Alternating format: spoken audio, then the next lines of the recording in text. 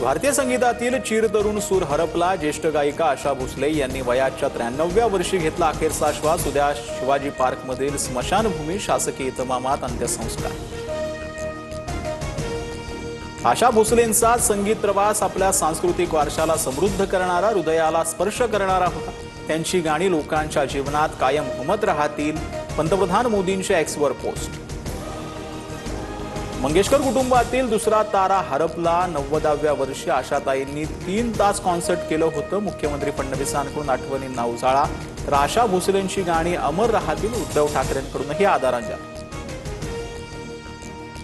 राजकीय नेते आणि अनेक सेलिब्रिटीजकडून आशा भोसलेंच्या पार्थिवाचं अंतिम दर्शन. आशा भोसले यांचं पार्थिव सध्या लोर परळमधील निवासस्थानी.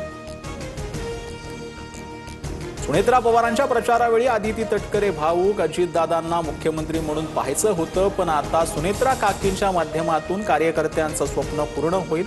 आदिती तटकरेंकडून भावना व्यक्त.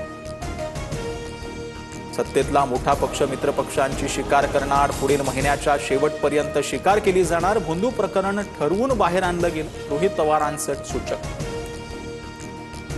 भोंदू खरातकडून शक्तीपीठ महामार्गाच्या रूटवरही जमीन खरेदी. 2,40,00,000ची जमीन खरेदी केल्याची माहिती. खरातच्या सीएकडूनही जमीन खरेदीचे व्यापार.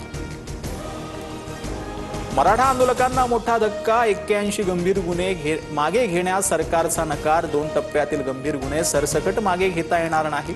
मराठा आरक्षण उपसमितीच्या बैठकीत गृह विभागाचं स्पष्टीकरण.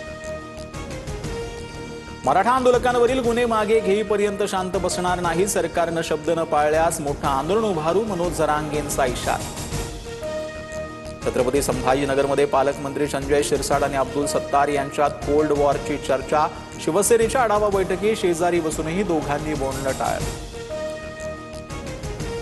लाडकी बहीण योजनेच्या ई-केवायसीच्या बहाण्यानं महिलेकडे शरीर सुखाची मागणी. जळगावातील धक्कादायक प्रकार समोर. आरोपी रमेश चव्हाण विरुद्ध विनयभंगाचा गुन्हा दाखल.